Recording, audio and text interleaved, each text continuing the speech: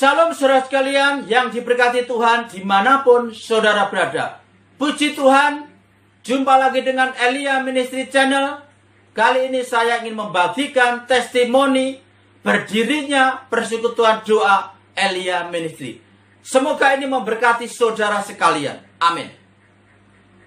Jadi visi Tuhan datang kepada saya di pertengahan tahun 2016.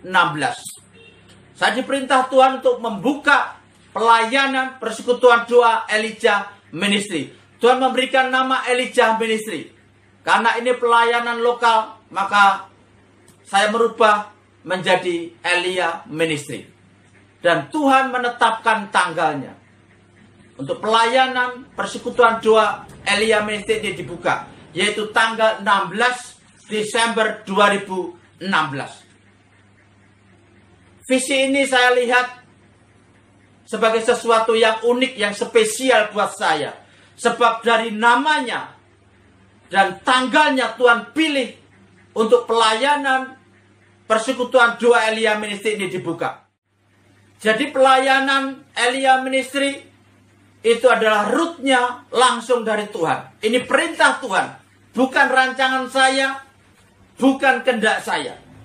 Ini adalah kehendak Tuhan. Inilah perintah langsung dari Tuhan. Amin. Ketika Tuhan memberikan visi kepada saya untuk membuka persekutuan doa Elia Ministry, maka Tuhan meneguhkan kembali dengan memberi visi kepada saya. Di suatu hari saya memperoleh mimpi, ada sekelompok orang datang ke tempat saya, dan orang itu mendorong, memberikan keyakinan untuk saya membuka pelayanan Elia Ministry. Bahkan di hadapan Tuhan, yang terpenting bukan tempat yang mewah, bukan gedung yang megah, tetapi hati untuk melayani. Maka orang itu memberikan keyakinan supaya saya teguh, saya tetap percaya atas visi yang dari Tuhan. Tuhan meneguhkan kembali visi yang diberikan kepada saya dengan memberi visi yang baru.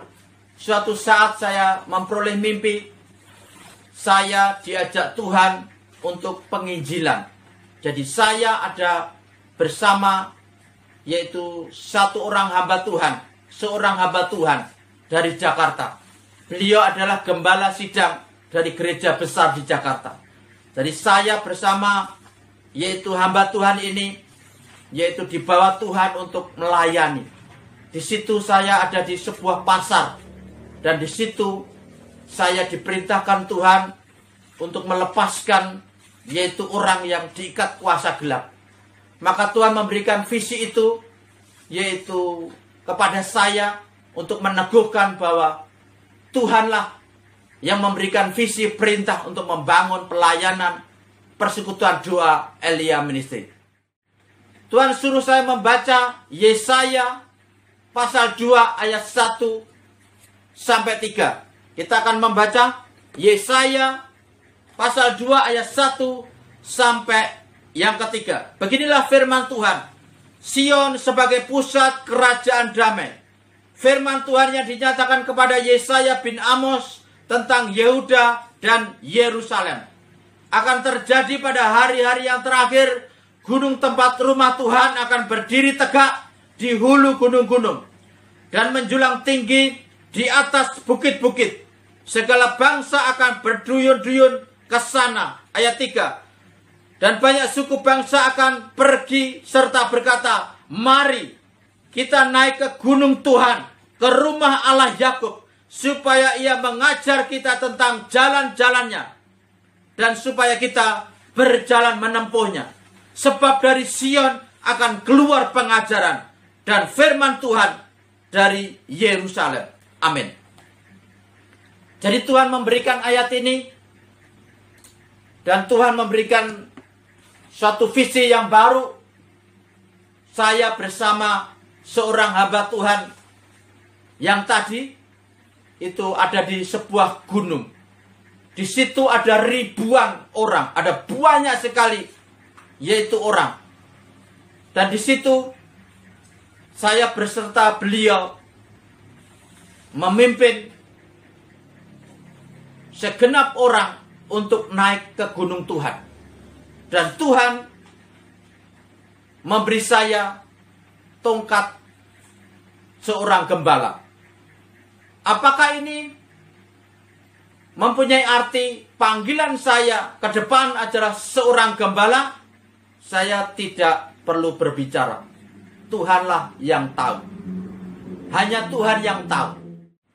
Visi demi visi yang Tuhan beri ini membuat saya yakin dan percaya bahwa memang Tuhan mau saya membuka pelayanan Persekutuan Doa Elia Ministry. Maka saya berdoa, Tuhan, jika Engkau mau hamba membuka Persekutuan Doa Elia Ministry, beri tanda Tuhan. Beri tanda yang ajaib kepada saya. Beri tanda yang ajaib yang dari Tuhan. Amin. Maka Tuhan memberikan 2 tanda yang ajaib, yang luar biasa ketika pelayanan Elia Ministry ini dibuka tanggal 16 Desember 2016. Ada 2 tanda yang luar biasa, yang ajaib, yang Tuhan beri. Yang pertama, yaitu ketika tanggal 16 Desember 2016.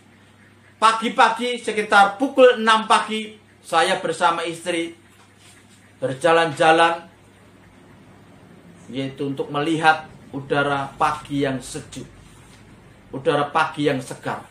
Maka di situ saya melihat, yaitu matahari sudah terbit dari timur, dan saya melihat bulan purnama, yaitu masih nampak di sebelah barat.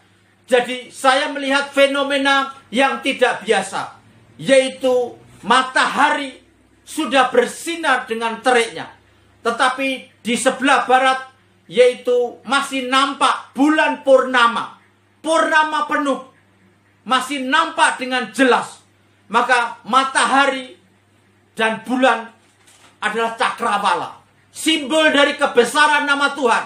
Maka di waktu Jumat, tanggal 16 Desember 2016, saya melihat fenomena yang luar biasa, di mana matahari dan bulan bersama-sama nampak. Penampakan mereka seperti ingin menyapa bahwa hari tanggal 16 Desember 2016 ini hari yang penuh bersejarah.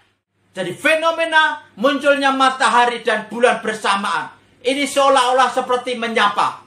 Kemunculan mereka seperti menyapa, yaitu bahwa hari Jumat tanggal 16 Desember 2016, di mana itu Persekutuan Doa Elia Ministry, itu ada tanda kebesaran Tuhan.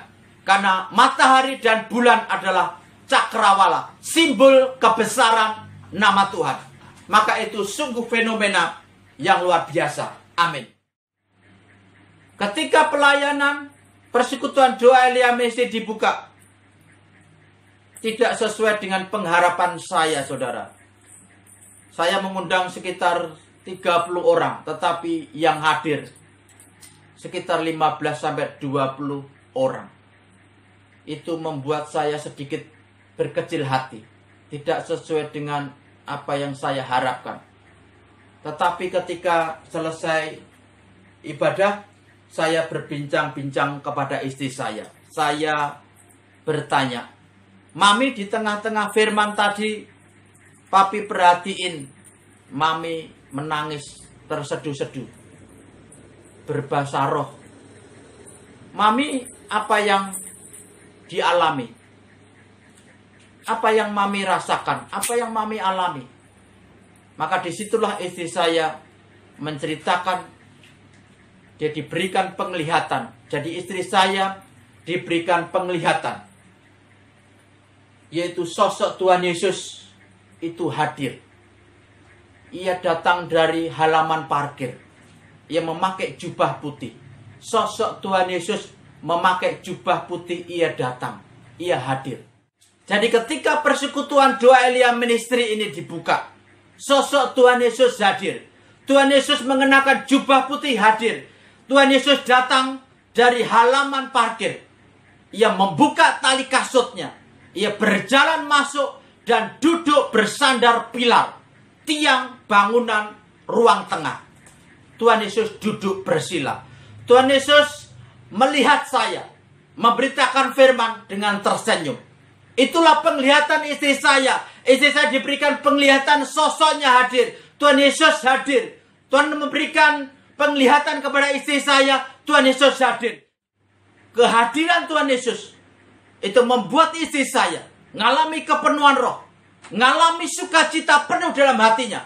Maka ia menangis, ia sukacita, ia menyembah, ia berbahasa roh. Dan sukacita yang luar biasa dialami istri saya. Jadi kesaksian istri saya diberikan penglihatan. Sosok Tuhan Yesus hadir. Ini sungguh luar biasa bagi saya. Membuat hati saya merinding. Dan membuat sukacita juga saya alami. Terima kasih Tuhan, Kau sudah hadir. Kau sudah memberikan 2 tanda ajaib.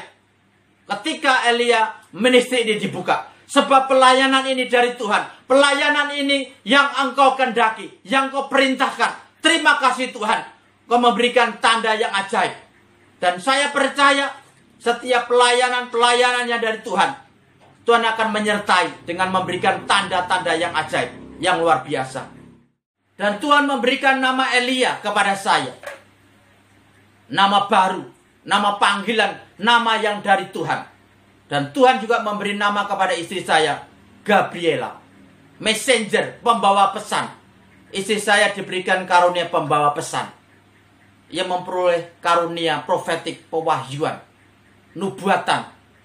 Tuhan memberikan karunia itu kepada istri saya. Dan saya percaya di setiap pelayanan Tuhan memberikan yaitu karunia-karunia khusus. Tuhan mengurapi, Tuhan mencurahkan rohnya, memberikan perlengkapan setiap pelayan-pelayan Tuhan, karunia-karunia untuk memperlengkapi di dalam pelayanan. Amin. Peristiwa Elia naik ke surga itu mengajar saudara dan saya prosesi bagaimana manusia untuk naik ke surga. Dan melalui peristiwa itu telah menubuatkan, mewahyukan baptisan yang benar, yang melahirbarukan kita menjadi anak-anak kerajaan surga. Amin. Jadi Tuhan memberikan kepada Elia ministry jubah kekudusan, jubah seperti Elia, jubah merah darah, pengorbanan. Tuhan mengajarkan kepada Elia ministry pelayanan adalah pengorbanan, nafas hidup seorang pelayan Tuhan adalah pengorbanan. Maka Tuhan mengajarkan di dalam melayani, nafas hidup seorang pelayan Tuhan adalah pengorbanan. Amin. Dan Tuhan memberikan kuasa kepada Elia ministry untuk menghantar orang ke surga. Jadi Tuhan memberikan tanda. Ada 5 kesaksian yang saya sebutkan. Yang pertama adalah Bapak Novel Lisurano, orang dari Tanah Toraja. Maka Tuhan memberikan tanda kepada istrinya. Istrinya dibawa ke surga dan di situ berjumpa dengan suaminya. Suaminya sedang berkhotbah, yaitu di depan umum. Ketika khotbah selesai, maka suaminya menghampiri istrinya. Ibu, bapak pesan, ibu yang menjaga, yang merawat, yang membesarkan anak-anak. Ibu mampu. Bapak sudah damai di surga. Bapak sudah tenang, sudah berada di dalam surga. Amin. Kesaksian yang kedua adalah Ibu Jumila dari Kuncen, yaitu beliau ketika di akhir hidupnya, yaitu muncul dalam mimpi anaknya Denny Musa memakai jubah putih, muka berseri-seri dan tersenyum. Itu adalah suatu tanda perpisahan akhir, yaitu bahwa beliau sudah yaitu memiliki tempat yang di surga. Untuk memberikan kekuatan kepada anaknya untuk menjalani panggilan hidupnya. Sebab Tuhan sudah memberikan tempat yang terbaik di dalam kerajaan surga. Amin. Kesaksian yang 3 adalah mertua saya dan orang tua saya, bapak saya. Ketika saya melayani mertua saya yang sedang dirawat di rumah sakit, maka Tuhan memberikan hikmat untuk memetaikan namanya, untuk terdaftar di surga. menjadi ahli waris kerajaan surga. Mematahkan kutuk, mengikat di dalam keselamatan, di dalam kekudusan. Maka ketika yaitu hari meninggalnya mertua saya, di pagi-pagi subuh saya mengurapi jasadnya. Maka saya minta tanda, Tuhan beri tanda bapak mertua saya sudah Tuhan sediakan tempat yang layak di surga. Maka Tuhan memberikan penglihatan kepada istri saya, yaitu bapak mertua saya sedang berjalan. Dia membawa kertas putih. Itulah tiket untuk masuk ke dalam kerajaan surga, untuk masuk pintu surga. Di situ ia berjalan melalui pintu yang dijaga oleh malaikat. Tuhan memberikan tanda. Itu penglihatan, itu seperti video. Itu video penglihatan. Dan kesaksian juga bapak saya ketika akhir hidupnya, Tuhan memberikan tanda. Ada suara Tuhan yang bergema. Dosanya yang banyak itu sudah aku ampuni. Dosanya yang banyak itu sudah aku ampuni. Amin. Kesaksian yang kelima adalah, ini adalah orang Ismail. Ketika saya di Jakarta, saya melayani putrinya Bapak Sugiman di Jakarta, yang sedang dirawat di RS Tamrin, divonis yaitu gagal jantung. Ketika saya berbicara kepada orang tuanya, izinkan saya untuk memberikan darah. Ini perjamuan kudus, ini darah. Hanya darahlah yang bisa memulihkan, menyembuhkan. Tetapi orang tuanya akhirnya berunding tidak mengizinkan saya untuk memberikan itu. Tetapi Tuhan memberikan hikmat, urapi dia. Bebaskan dari kutuk maut, bebaskan dari kutuk dosa. Maka yaitu di tengah-tengah doa istrinya itu pergi. Istrinya meninggalkan saya. Tetapi saya tidak peduli, saya mengurapi anak ini. Saya meteraikan menjadi warga surga. Dibebaskan dari kutuk maut, dibebaskan dari kutuk dosa. Maka kesaksiannya yaitu sebelum meninggal, maka saudaranya bersaksi, yaitu sesaat sebelum ia meninggal, ada cahaya biru, ada sinar biru yang turun dari plafon dan masuk ke dalam tubuhnya. Itu adalah meterai Roh Kudus yang memeteraikan anak ini, sebab anak ini sudah dibebaskan dari kutuk. Maka ini adalah suatu penuaian jiwa-jiwa yang baru. Keselamatan dinyatakan bagi orang yang tidak percaya kepada Tuhan. Jadi Tuhan mempermalukan keluarga ini sebab ia menolak darah, ia menolak nama Yesus. Tetapi Tuhan mengasihi, menyelamatkan anak ini. Saya percaya anak ini selamat ada di surga. Maka yang kelima adalah kesaksian dari Ibu Sutinem, dari Kauman Ngawi. Luar biasa. Maka 3 hari sebelum ibu ini meninggal, ibu ini diundang rohnya ke surga, melihat surga. Lihat, namamu termeterai di kitab kehidupan anak domba di surga. Kamu lihat, kamu akan berkumpul dengan mereka. Ibu Sutinem melihat banyak orang di situ berkumpul, mengenakan pakaian putih bersih. Dan Ibu Sutinem ini diperintahkan, kamu kembali. Kamu bilang kepada keluargamu, suamimu, anak-anakmu, 3 hari lagi kamu akan aku jemput. Kamu pulang, kamu akan kembali ke surga. Itu menjadi kesaksian yang luar biasa. Tuhan memberikan tanda orang-orang yang diselamatkan. Tuhan selalu memberikan konfirmasi orang-orang yang termeterai di surga. Orang-orang yang namanya termeterai, tercatat di kitab kehidupan anak domba di surga. Setiap kehidupan akhir hidupnya diberikan tanda konfirmasi di surga.